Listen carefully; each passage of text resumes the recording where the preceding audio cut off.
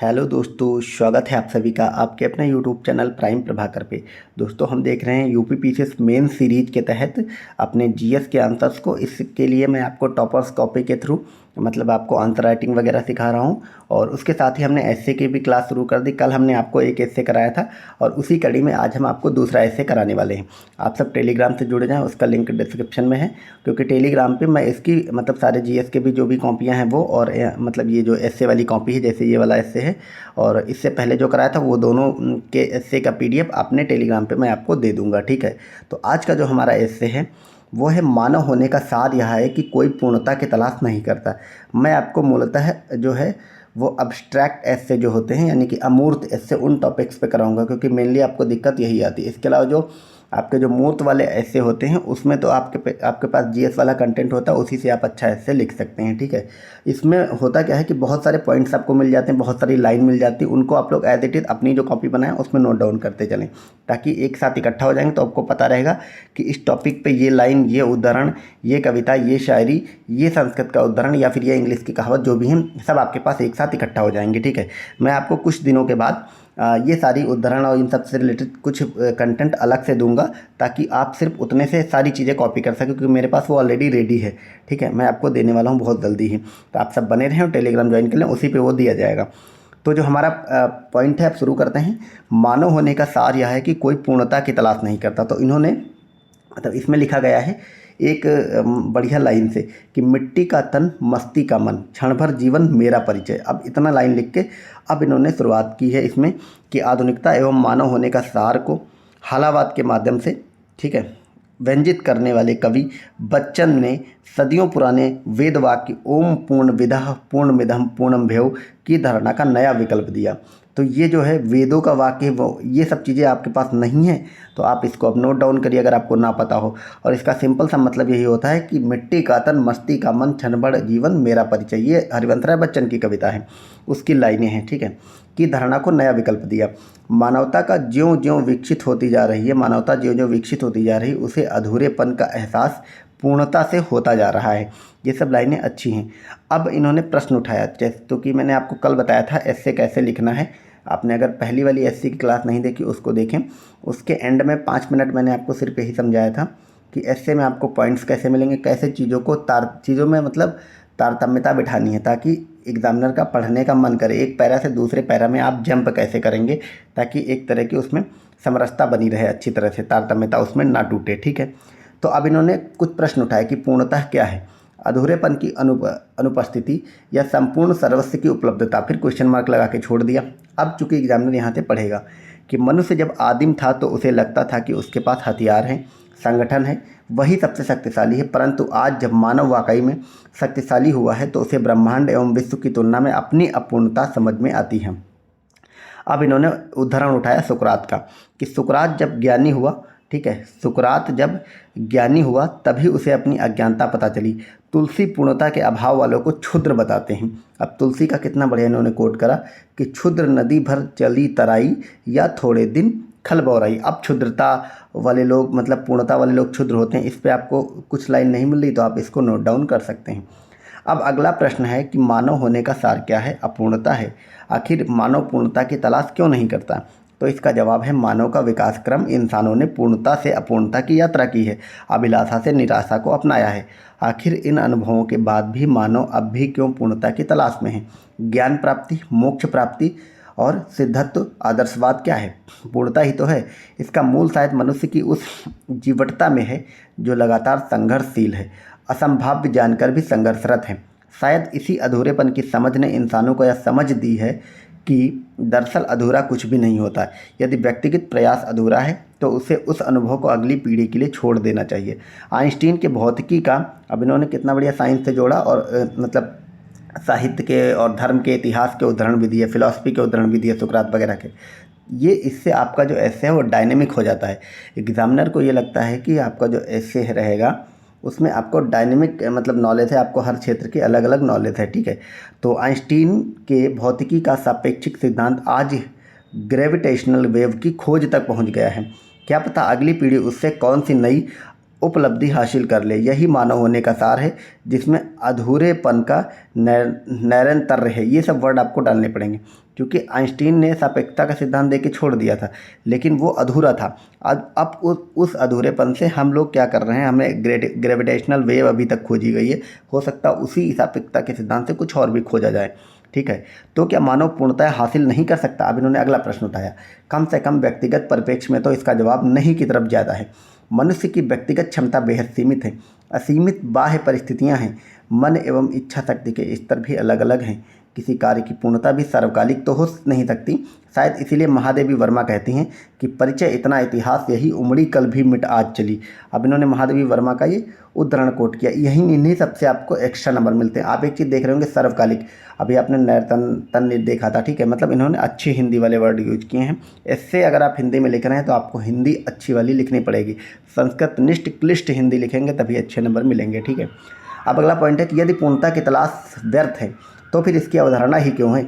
इस पूर्णता की प्रासंगिकता अब भी क्यों है? पूर्णता तलाशने के क्या क्या फ़ायदे हैं और क्या क्या नुकसान हैं? तो इसका जवाब यह है कि पूर्णता तलाशना एक आदर्श स्थापित करता है, मीलों लंबी यात्रा के लक्ष्य हेतु बेहतर प्रयास करवाता है।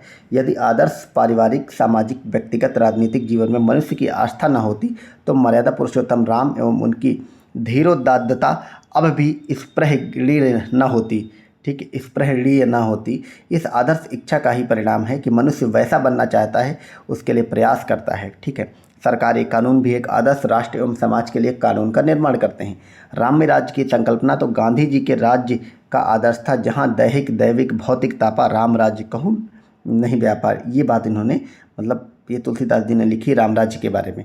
तो राम राज्य कैसा था? जहाँ पे दैहिक दैविक भौतिक किसी भी तरह का ताप नहीं था। ठीक है, राम राज्य कहूँ नहीं व्यापार, कहीं पर भी इस तरह का मतलब चीज़ें लोगों को परेशान करने वाली नहीं थी। अब अगला है कि पूर्णता हासिल करने के प्रयास में शांति एवं आदर्श विश्व की कामना से ही संयुक्त राष्ट्र से इन्होंने जोड़ा की स्थापना की गई थी। परंतु इस आदर्श लक्ष्य को यूएनओ भले ही न प्राप्त कर सका, किंतु तीसरे महायुद्ध को टालने में उसकी भूमिका को इनकार नहीं किया जा सकता। क्योंकि जितना यूएनओ की लक्ष्य थे स्थापित करने में, उतना तो उसने प्राप्त नहीं किया, लेकिन कहीं ना कहीं 1945 से लेकर आज तक तीसरा वर्ल्ड वार नहीं हुआ, तो इसमें तो यूएन की भूमिका से आप नकार नहीं सकते। ठीक है, इस पूर्णता हासिल करने के प्रयास का दूसरा किंतु नकारात्मक पहलू भी है। वह यह कि विश्व राजनीतिक व्यवस्था में ये लोकतंत्र या साम्यवाद, पूंजीवाद जैसी विचारधाराओं के थोपने से बहुत नुकसान हुआ है। आदर्श पूर्ण पर्यावरणीय संधि के प्रयास में अब भी कोई निर्णायक पहल नहीं हो सकी है। जरा सोचिए, यदि पूर्ण बहुमत वाली पार्टी ही सरकार बना पाती तो फिर कितनी अस्थिरता होती। गठबंधन की सरकारें अपूर्णता की सार्थकता को ही बताती हैं। यदि मानव अपूर्णता को अपना चुका है, यदि मानव जो है वो अपूर्णता को अपना चुका है, तो क्या अब उसे पूर्णता है तो प्रयास छोड़ देना चाहिए? तो जवाब है नहीं। युद्ध भले न टले, किंतु शांति की कामना कभी भी नहीं त्यागनी चाहिए। कुरुक्षेत्र में भीष्म धर्मराज युधिष्ठिर से कहते हैं कि आशा का प्रदीप जलाए चलो धर्मराज, एक दिन धरती मुक्त होगी रण राजनीति से। ठीक है, ऐसा ही प्रयास आदर्श स्थिति की तरफ कुछ कदम और करीब लाएगी। फिल्म शशांक रिडेम्पशन में नायक की जिजीविषा तथा जीवट प्रयास ही मनुष्यता की निशानी है, उसके बचे रहने का सबूत। अब इन्होंने एक फिल्म का जिक्र किया, आप मेरा पहला ऐसे देखेंगे, उसमें लास्ट में मैंने आपको बताया। आपको ये लग रहा होगा पढ़ने के बाद तो इतना क्लिष्ट हिंदी और इतने सारे पॉइंट ये ला कहाँ से रहे। आपके दिमाग में ये सारी चीज़ें आएंगी, ब्रेन स्टॉर्मिंग आप करेंगे। अब ब्रेन स्टॉर्मिंग कैसे करना है, ताकि अलग अलग क्षेत्रों से अलग अलग टॉपिक वाइज आपके पास अलग अलग पॉइंट्स आ सकें। तो उसके लिए मैंने आपको ऑलरेडी चीज़ें बताई हैं कि कैसे आएंगे, आपके दिमाग में खुद आने लगेंगे। तो पहला वाला वीडियो ज़रूर देखें, मैंने पूरी प्लेलिस्ट बनाई है UP PCS mains answer writing की, उसी में वो वीडियो पड़ा हुआ है। ठीक है, उसमें आप खुद पॉइंट निकाल पाएंगे अगर वैसे आप फॉलो करेंगे चीज़ों को तो। ठीक, अब हमारा अगला पॉइंट है कि मानवता को पूर्णता की तलाश से उत्पन्न हानियों से भी बचना होगा। परीक्षा में अधिक अंक लाने, जीवन में जल्दी से समृद्धि के द्वारा खूब लेने की कामना आदि से आत्महत्या के मामले बढ़ रहे हैं। डिप्रेशन एवं मनोरोग बढ़ रहे हैं। जीडीपी में वृद्धि और ग्रोथ की ऊंचाई हासिल करने की इच्छा से पर्यावरण का संकट भी उत्पन्न हो रहा है। समाज एक रूप हो जाए, आदर्श हो जाए, इसकी इच्छा से अधिनायकवाद तथा असहिष्णुता बढ़ रही है। होना तो यह चाहिए कि मानव हित ही केंद्र में होता, वह फिर चाहे अधूरेपन के साथ क्यों न होता। मानव को उसके सभी कमियों के साथ स्वीकार किया जाता। आखिर यही तो सर्वात्मवाद है। पंत ने भी लिखा है कि सुंदर है विहग सुमन सुंदर, मानव तुम सबसे सुंदर थम। तो मानव के बारे में कितनी सुंदर बात लिखी पंत जी ने। ठीक है, वस्तुतः सच्चाई तो यह है कि परफेक्शन सिर्फ एक कामना है, अधूरापन ही नियति है और शायद विकास का पर्याय भी। यदि असमानता एवं अधूरापन न हो तो नदी का बहाव कैसे होगा, श्रेष्ठ का कम पर प्रभाव कैसे होगा, महात्मा बुद्ध महावीर फिर कैसे प्रेरणा स्रोत बने रहेंगे, कोई राष्ट्र फिर यूएसए जैसे विकसित होने की कामना से क्यों उद्यम रहेगा। असमानता अक्सर समानता हासिल करने के लिए स्रोत होती है, प्रेरणा होती है। इस असमानता एवं अपूर्णता को प्राकृतिक होना चाहिए, सामाजिक नहीं। प्राकृतिक रूप से पनपे जन्मे हर छोटे बड़े पेड़ों की अपनी महत्ता सौंदर्य है, छाँव देने वाले। अब ये जो है मतलब ये लाइन आप लोग नोट डाउन करिए, हर जगह यूज करिए कि जो असमानता है वो प्राकृतिक होनी चाहिए, सामाजिक नहीं। कितनी बढ़िया शानदार लाइन है कि असमानता जो है वो असमानता हो चाहे अपूर्णता हो वो प्राकृतिक होनी चाहिए, ना कि सामाजिक।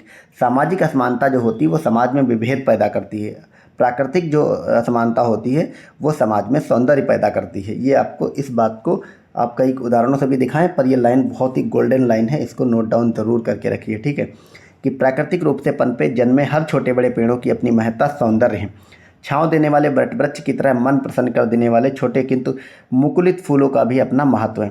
किंतु यही अपूर्णता असमानता जब सायास वंचन से उपजी है तो जातीय, नस्लीय, धार्मिक और क्षेत्रीय भेद पैदा होते हैं जो किसी के हित में नहीं। अब सामाजिक विविधता में ये सारी चीज़ें हैं प्रॉब्लम जो क्रिएट करती हैं, ठीक है। अपूर्णता अभिशाप नहीं है, अपूर्णता उपलब्धि भी नहीं है। अपूर्णता सिर्फ एक स्थिति का नाम है जो नित्य क्षण बदलती रहती है। एक अपूर्णता से दूसरी अपूर्णता के बीच की क्रिया प्रयास कहलाती है। साम्य एवं आदर्श लक्ष्य हो सकते हैं, उपलब्धि नहीं हो सकती। पूर्णता का पर्याय माने जाने वाले ईश्वर भी तो मानव जीवन की कुछ उपलब्धियों को लालसा से देखते होंगे। मनुष्यता अभी इस अपूर्णता को जान चुकी है, तभी किसी शायर ने लिखा है कि मुझको पूरा करने वाले मेरी तरह वो भी अधूरे होंगे। कितनी शानदार बात इन्होंने लिख करके छोड़ दी है इंट्रो में। तो ये आपने ऐसे देखा कि ये एकदम फ्लो में ऐसे था, मतलब आप पूरा पढ़ते जाएंगे अगर एक साथ में तो आप शायद लास्ट तक पढ़ेंगे बिना रुके हुए। हिंदी भी अच्छी थी, बीच में बहुत सारे उदाहरण, कविता, कहानी वगैरह, कविता भी लिखी गई थी, लाइन्स भी लिखी गई थी। तो इस तरह के मतलब नियम का ऐसे का सिंपल सा मतलब भी होता है कि प्रवाह में बहते जाना। तो ये प्रवाह में बहते जाने वाला ऐसे है। अब इसका PDF मैं अपने टेलीग्राम पे डाल दूंगा, आप सब ताकि बार बार देख सकें और कैसे अच्छे ऐसे लिखे जाते हैं। मैं आपको भी और भी ऐसे कराऊंगा, मतलब बहुत सारे ऐसे करा दूंगा, इतनी ऐसे की प्रैक्टिस कि आपके भी फ्लो में राइटिंग में वो सब चीज़ें आती रहेंगी। बाद में मैं आपको वो सारी चीज़ें भी दूंगा, जैसे जो चीज़ें होती हैं ऐसे लिखने के लिए ज़रूरी, जैसे उद्धरण, कोट, कविता, कहानी, हर एक पॉइंट्स पे 2-2 4-4 लाइनें, वो सब मैं आपको ऑलरेडी प्रोवाइड कराऊंगा, ठीक है। तो आप सब टेलीग्राम से जुड़े रहें, चैनल पे नए हैं सब्सक्राइब नहीं किया तो वो सब कर लें, ठीक है। मिलते हैं नेक्स्ट वीडियो में। Thank you so much, bye bye.